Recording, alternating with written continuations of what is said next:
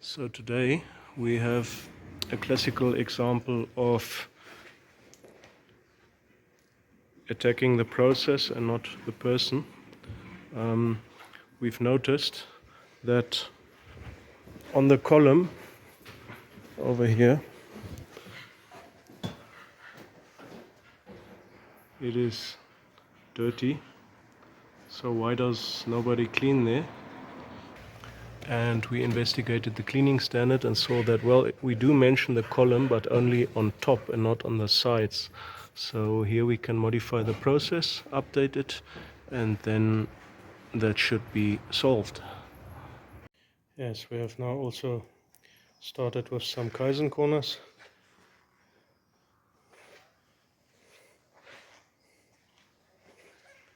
We've noticed that sometimes the trolleys get put in a way that actually prevent me from opening this door. And now that we're all on the same page, starting to implement Kaizen corners for all the work trolleys and stuff that gets moved around and where it should be processed. This cabinet here is another project, once again also partially started now already. We cleaned the cabinet, we started painting the shelves, just coating them with a rust color, and this is how it looks at this stage, but it is still work in process. Now look at this cabinet. Before it was dark, couldn't see anything inside, dark and filthy. Now to our standard green, inside light color, helps you to see what's going on. Great work. Once again, we are a bit too fast with our improvements, but this is our broom holder section. What we did today already is we added wheels to the trolley to make it more mobile, and then it was just iron color. Now we painted it in our nice green workshop color. We already noticed something that we need to change on this cleaning cupboard. We have an additional bucket that we've placed here, so this is getting a sticker and we are updating this sticker. And then on these grinding fluids, these stickers are very small. You need to come very close to read, and we will improve that as well. Alright, the bucket has a sticker. It is indicated that there should be 2 buckets, and these stickers are larger, more easily readable. Step 1 in improvement changing. Oh, good morning. So we are in the bathroom and we did a little update to the cleaning standard. First of all, it was in black and gray, since at the time we didn't have a color printer. So we have a color printer now and we reprinted it. Looks a lot better. But secondly, I added a little bit of crumb trail, so where to refill the soap from, and also the toilet paper was just set to refill it, but now there's actually a crumb trail refill from shelf to from store to shelf 4, column B, row 5. So everything has a little bit more clear now, which is, yeah, quite cool. A slight improvement for the soluble grinding fluid. When we need to fill up the machines completely, there is a little bit of ambiguity on what to fill. So to put the answer where the question is basically when we fill up machines completely, it tells us how much water, how much coolant, so we have the correct mixing ratio ready for refilling machines completely. To keep my laptop a little bit cooler when it fans, I used to have this plank over there to keep it at an angle.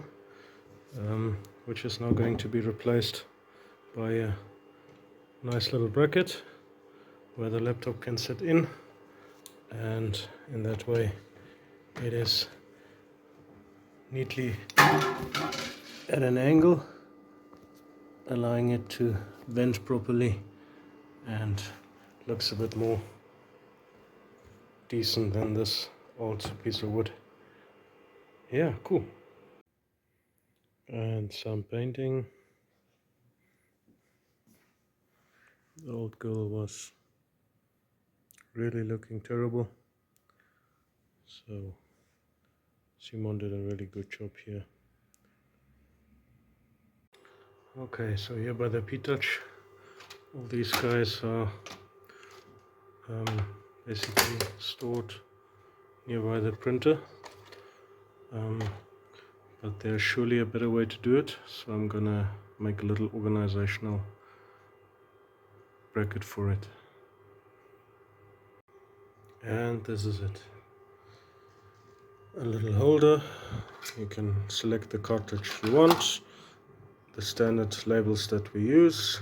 This one we need to reorder, and you can clearly see the size, the color, the size, the color, everything neatly stacked, easy to access, easy to put back.